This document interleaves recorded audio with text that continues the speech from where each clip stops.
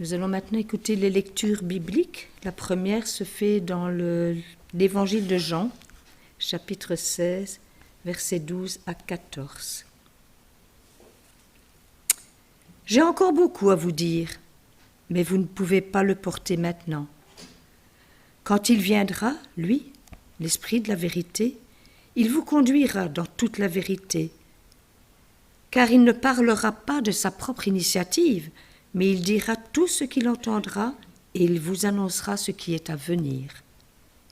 Lui me glorifiera parce qu'il prendra de ce qui est à moi pour vous l'annoncer.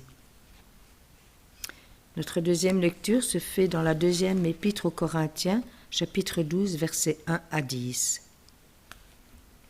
La force de Dieu dans la faiblesse de l'homme.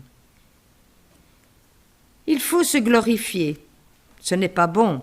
J'en viendrai néanmoins à des visions et à des révélations du Seigneur. Je connais un homme en Christ qui fut, il y a 14 ans, ravi jusqu'au 3e ciel. Si ce fut dans son corps, je ne sais. Si ce fut hors de son corps, je ne sais. Dieu le sait. Et je sais que cet homme, si ce fut dans son corps ou sans son corps, je ne sais, Dieu le sait, fut enlevé dans le paradis et qu'il entendit des paroles merveilleuses qui n'est pas permis à un homme d'exprimer. Je me glorifierai d'un tel homme, mais de moi-même je ne me glorifierai pas, sinon de mes infirmités.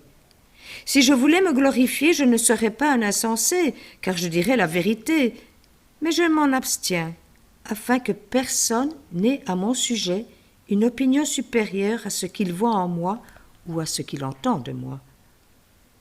Et pour que je ne sois pas enflé d'orgueil à cause de l'excellence de ces révélations, il m'a été mis une écharpe dans la chair, un ange de Satan pour me souffleter et m'empêcher de m'enorgueillir. 3 fois j'ai prié le Seigneur de l'éloigner de moi, et il m'a dit « Ma grâce te suffit, car ma puissance s'accomplit dans la faiblesse. Je me glorifierai donc bien plus volontiers de mes faiblesses, afin que la puissance de Christ repose sur moi. C'est pourquoi je me plais dans les faiblesses, dans les outrages, dans les calamités, dans les persécutions, dans les détresses pour Christ. Car quand je suis faible, c'est là que je suis fort. » Amen.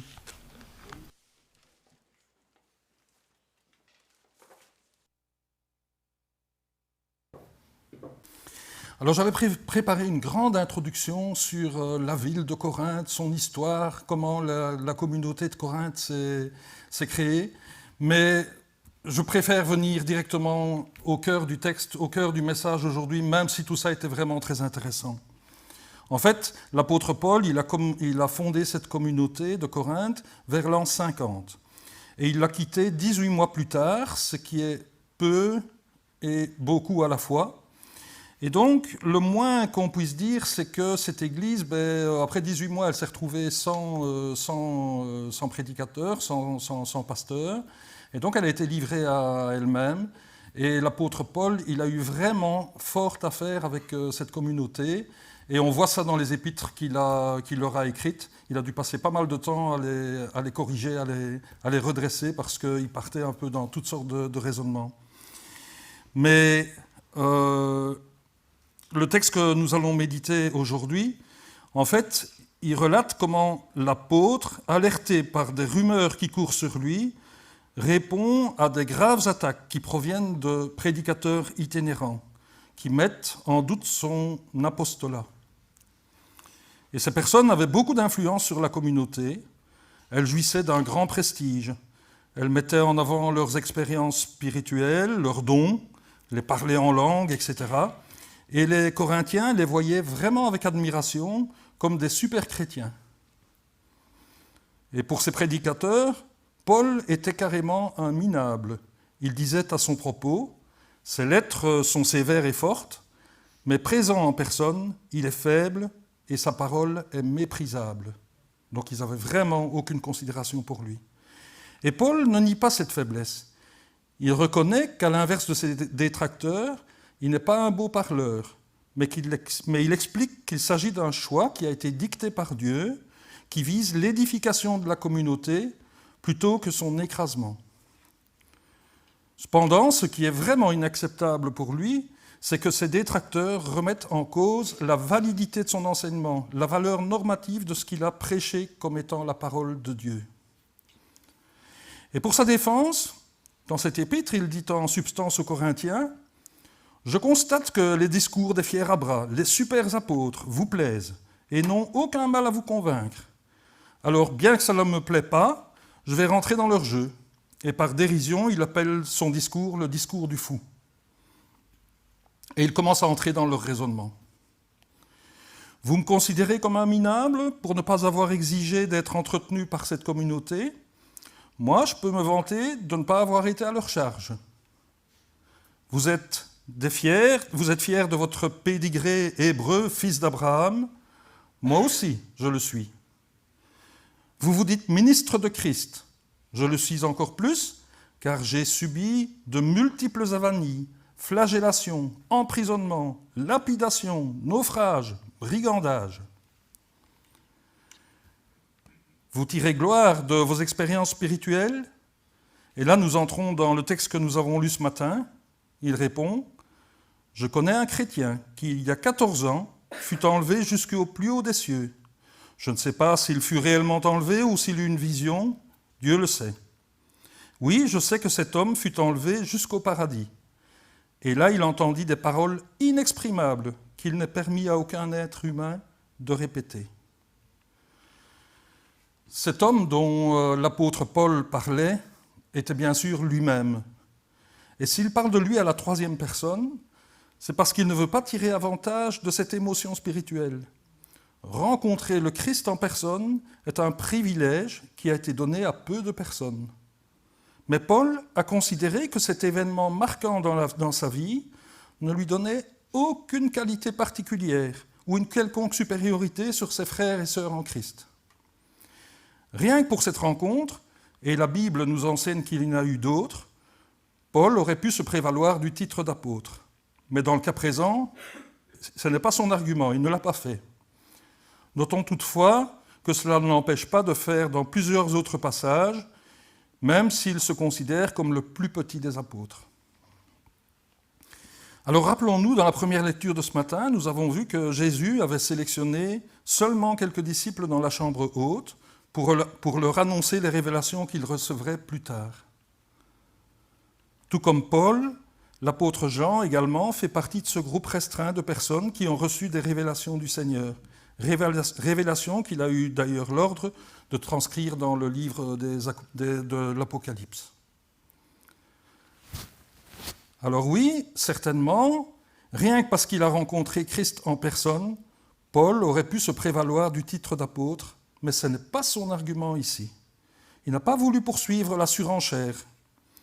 En effet, il continue en disant « Et pour que je ne sois pas enflé d'orgueil, à cause de l'excellence de ces révélations, il m'a été mis une écharde dans la chair, un ange de Satan pour me souffleter et m'empêcher de m'enorgueillir.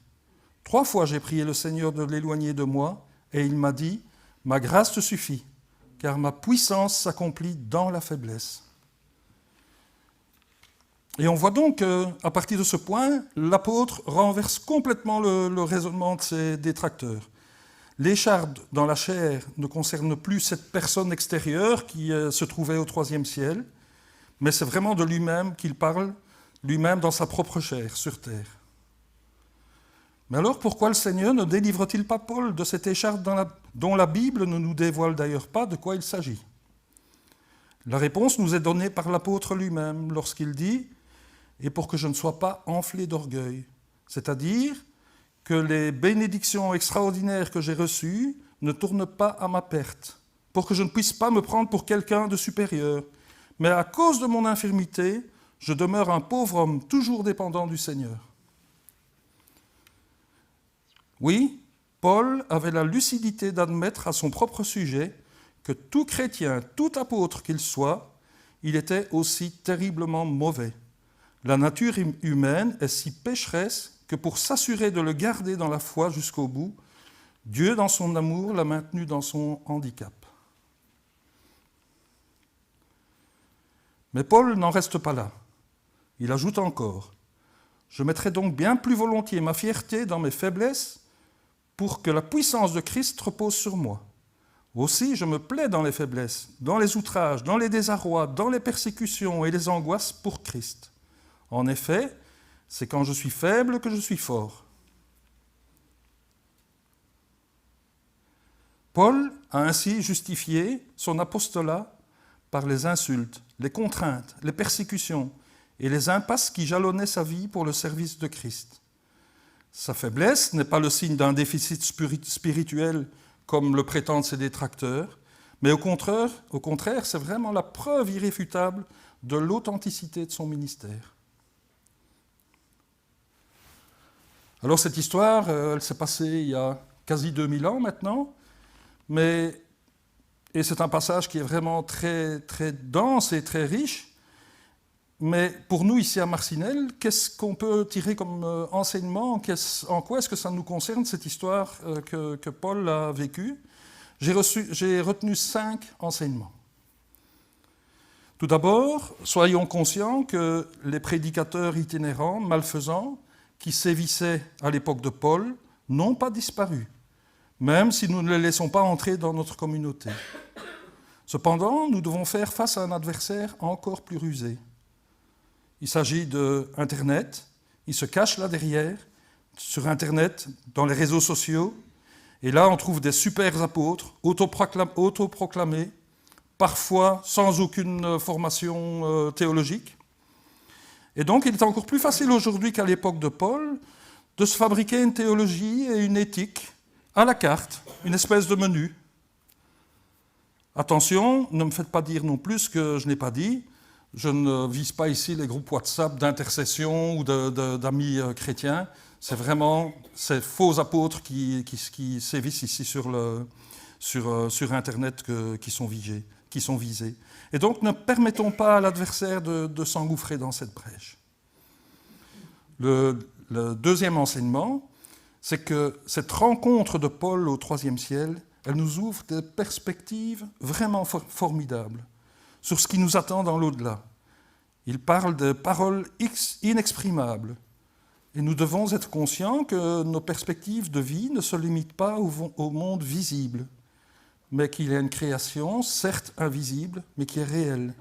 Un monde spirituel qui est plus important et décisif. C'est là que nous devons placer notre centre de gravité. Ça a été le cas de tous les hommes de Dieu, et en particulier celui de notre Seigneur Jésus-Christ. Lorsqu'il était sur cette terre, il a eu un accès direct à la providence de Dieu, un bonheur qui dépasse les mots. Quand l'apôtre Paul parle du ciel où il a été transporté, il s'agit d'une réalité plus belle que les mots peuvent le dire, et dont Dieu lui-même est le garant. C'est pour notre édification, pour nous aider à vivre autrement, que Dieu a suscité ce témoignage de Paul. Alors, j'en viens au troisième point, concernant les mystérieuses échardes plantées dans le corps de l'apôtre. Mon sentiment est que si cela avait été utile, la Bible nous aurait révélé de quoi il s'agissait. En laissant la porte ouverte sur cette question, le texte nous invite à nous l'approprier. Elle peut prendre de multiples formes. Le deuil, la maladie, parfois grave, des souffrances physiques, des souffrances chroniques, la solitude, des accidents, toutes sortes d'accidents de la vie, mais aussi des problèmes beaucoup plus intimes, des combats que nous devons livrer en nous-mêmes. Croyez bien que je suis vraiment ému lorsque je vois et entends autour de moi autant de souffrances dans notre communauté. Beaucoup d'entre vous vivent des moments vraiment difficiles et j'en suis conscient. Et sur ce point, nous devons être conscients du combat qui est en cours dans le monde et dans lequel le Seigneur a voulu assurer notre salut. C'est le monde de la chute, un monde qui ne correspond pas à la volonté de Dieu, mais qu'il n'a pas abandonné pour autant, puisqu'il s'est impliqué lui-même dans la personne de Jésus-Christ. Alors, s'il est vrai que Christ a vaincu, que la puissance de vie qui est en lui a triomphé, que l'Église, prémisse du royaume de Dieu, grandit et s'édifie de jour en jour, il n'en reste pas moins que le combat est toujours en cours et que dans sa haine incommensurable contre les hommes, l'adversaire s'acharne à les faire souffrir, en particulier ceux qui appartiennent au Seigneur. Alors à la question « Pourquoi le Seigneur ne nous délivre-t-il pas de nos échardes personnelles ? Pourquoi ne répond-il pas à nos demandes, souvent insistantes, de guérison ?» La réponse que Paul a reçue vaut bien sûr pour nous, pour que nous ne soyons pas enflés d'orgueil, pour que nous ne croyions pas qu'être chrétien nous met à l'abri du mal. Quel que soit notre niveau de maturité spirituelle, nous restons et nous resterons des pécheurs tant que nous vivrons et nous dépendrons toujours du Seigneur. Et à ce sujet, j'ai une petite anecdote. Pour ceux qui se sont délectés des aventures de Tintin, on voit avec amusement dans un des albums le capitaine Haddock, l'ami de Tintin, qui essaye vainement de se débarrasser d'un sparadrap. Et chaque fois qu'il croit en être quitte, il le retrouve collé sur lui quelque part, quelques pages plus loin. C'est vraiment amusant cette séquence. Ce sparadrap, moi, il me fait penser à notre péché. Chaque fois qu'on essaye de s'en débarrasser, il revient et on a besoin de Christ pour nous en libérer, pour nous en défaire. Alors, terminer notre réflexion sur le point de la prière non exaucée, ce serait sans doute un peu décourageant. Alors, gardons en mémoire que le Seigneur dit non seulement « ma grâce te suffit », mais aussi « parce que ma puissance s'accomplit dans la faiblesse ». Il s'agit ici de la dimension missionnaire de la vie, celle de notre utilisation par Dieu pour servir de témoin, d'instrument pour atteindre notre prochain. Pour s'approcher des hommes, le Seigneur Dieu lui-même s'est fait homme pour nous sauver. Il a connu toutes les souffrances possibles. Et pour aller vers les pécheurs, il a fait en sorte que ce soit de simples gens comme vous et moi, avec leur peine, leur misère, qui allions au contact des autres personnes, pour qu'elles se sentent comprises et qu'elles reçoivent alors ce plus qui nous fait vivre nous-mêmes, la puissance de Dieu qui agit dans notre faiblesse. Chers frères et sœurs, c'est vraiment un grand texte que nous venons de méditer aujourd'hui. Quelques petits versets, mais un énorme texte. Retenons que ce message révélé à l'apôtre Paul, il nous ouvre les perspectives du royaume auquel le Seigneur nous a donné accès dès ici-bas, la réalité du troisième ciel. Il nous offre en même temps l'assurance, dans les détresses du moment présent, que nous sommes bien les objets de sa grâce. Et puis, s'il permet que nous connaissions des maux, des misères parfois terribles, c'est d'une part pour nous tenir d'autant plus solidement accrochés à lui, jusqu'au bout, et d'autre part, pour pouvoir nous utiliser auprès des autres avec puissance. Alors qu'il nous soit donné d'entendre chaque jour le Seigneur nous dire, comme à l'apôtre, « Ma grâce te suffit, car ma puissance s'accomplit dans la faiblesse. » Et de pouvoir lui répondre avec foi, « Amen Seigneur, puisque je sais que tu m'aimes et que certainement ce que tu as en vue, c'est le meilleur pour moi. » Amen.